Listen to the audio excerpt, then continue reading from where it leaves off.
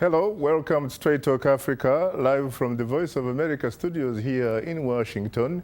It's Wednesday, March 2nd. I am Shaka Sali. Today, we'll talk about U.S. policy towards Africa with America's top Africa diplomat. But first, clashes, turmoil, protests, and change are sweeping much of North Africa, most violently so in Libya.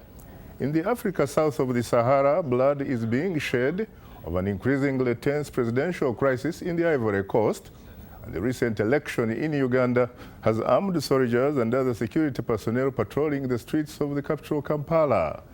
Peaceful political change is still in the exception on a continent where democracy is the popular preference. My colleague Paul Sisco has more on the story. The popular uprising in Libya quickly turned into bloody conflict at the hands of pro-Gaddafi forces. The United Nations is warning of a humanitarian catastrophe as nearly 140,000 people try and flee the violence. Our focus is on ending the abuses by the Gaddafi regime and supporting in a humanitarian effort those who are suffering because of the violence. U.S. Secretary of State Hillary Clinton speaking at the United Nations Human Rights Council.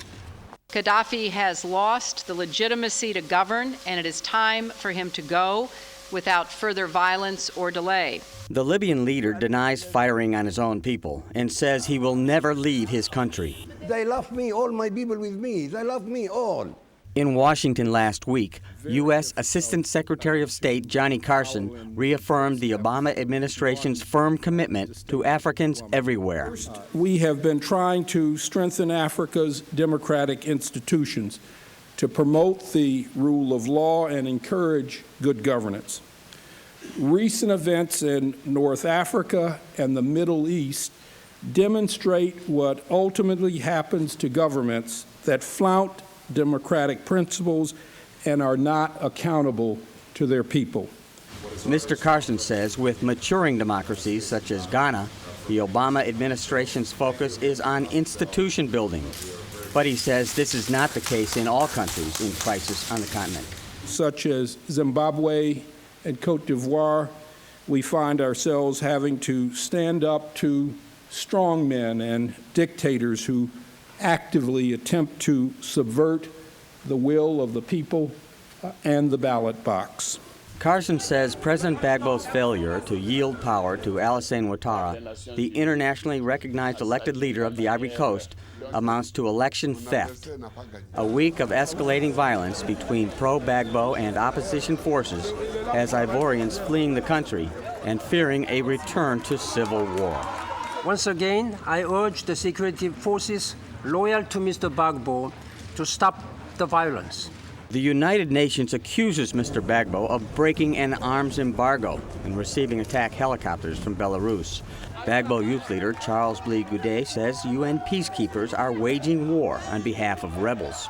Carson says democratic progress throughout Africa has been uneven and sometimes subject to reversal. Despite the recent poll in Uganda, where observers say the political playing field was not level, President Museveni is extending his 2.5 decades of rule. Opposition leaders reject the results and say the judicial system is compromised. In contrast, the popular free and fair referendum in Sudan. The United States is providing its full support as Sudan and South Sudan work out how to share oil revenues and lay the groundwork for strong and peaceful relations. There, as in Libya and throughout the continent, the foreign policy mission of the United States is in support of the democratic aspirations of Africa's citizens. Paul Sisco, VOA News. Thanks, Paul, for that interesting report.